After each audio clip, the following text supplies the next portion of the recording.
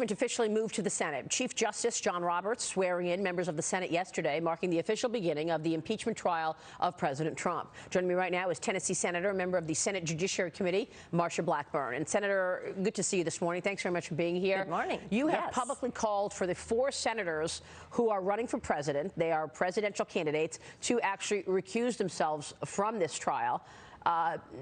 From the Senate trial because they have a political interest in seeing this president removed from office. Explain.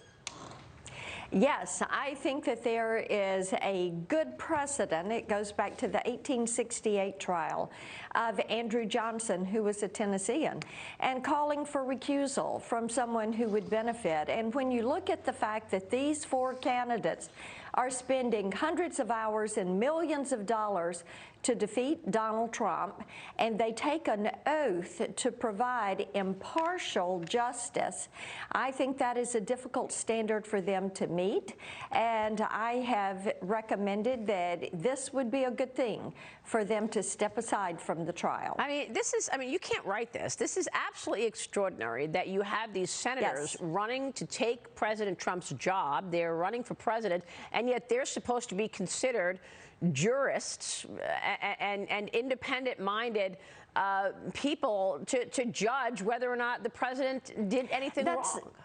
That's exactly right. And bear in mind, what they're going to be doing, their day job, will be to sit as a juror.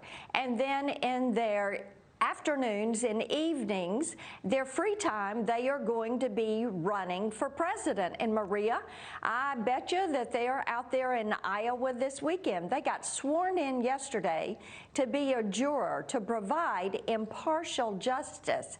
And they're going to be campaigning against him this weekend in Iowa. So was there any response from any of them? I mean, it's pretty obvious what you're saying is true. They're not an independent factor here. They want to take the president down.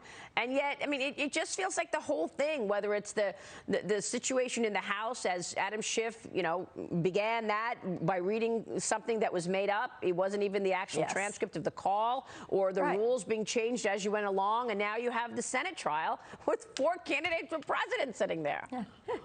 That's exactly right. And others in the room who did run and have now suspended their campaigns. But bear in mind, this has been a partisan impeachment from the get-go. They were going to get him on something. They said they were going to impeach him. Nancy Pelosi is fulfilling a commitment that she made, and they are going to continue along this partisan line. The thing that concerns me is the damage that this is doing to the office of the presidency, to the institution, and to the country as a whole. Well, that's right. I mean, the country as a whole is an important point, because for 2-3 years, we watched the country be up in arms over this collusion between Russia and President Trump, or then candidate Trump. And now we know we know officially that was complete nonsense. The IG report tells us that. We've got a criminal investigation by John Durham digging deeper into that. Is that part of this, that they do not want the critics of President Trump to face accountability for trying to frame him? Well, and I think we have to bear in mind that what they've done is to say anything that the Democrats do is fine. Anything that President Obama did, that was fine, because to them, their means justifies their ends. Their ends is about power and control. They cannot bear it that Donald Trump has been successful in 3 trade agreements. The economy is booming. People are making money. They got Christmas bonuses and raises. And now with the China deal, the USMCA, people beginning to look at what we will do with the UK and the EU. I have to tell you, my auto manufacturers, my farmers, producers, they're mighty happy campers, and they're very pleased with Donald Trump. They want to see 4 more years with President Donald Trump. Well, as she was signing the impeachment articles, the USMCA trade agreement passed the Senate yesterday. The president was signing the China deal, USMCA replacing NAFTA. Tariff-free trade will continue in North America, bringing changes to the auto industry, trade among the U.S., Mexico, and Canada.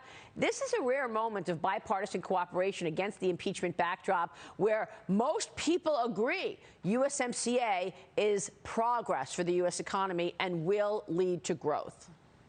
They do. And when I talk to those that are in the auto manufacturing industry here in Tennessee, and when I talk to those that are in trucking and logistics, they are thrilled with this, especially those truckers that run the long routes. And they look at the opportunity to run those long routes going from Mexico to Canada, and the increased wages that is going to mean for them. So logistics and that transport segment, they are very happy with this. And also the intellectual property protections for our innovators. That is something both in China and in USMCA. So, substantial steps forward. Real quick, next week the trial will begin on Tuesday. Map it out for us. How many hours will that go on Tuesday? What are you expecting? Do you think we're going to see witnesses or no? I think that on Tuesday we will begin the process of going through the resolution. We'll be in the chamber for several hours. We're going to hear first from the House managers, then from the President's managers. That will be later in the week. We will be submitting questions to the Chief Justice, who will ask those questions. And quite frankly, I think after a couple of weeks, we will be ready to proceed to a vote, whether there is guilt or there is an acquittal.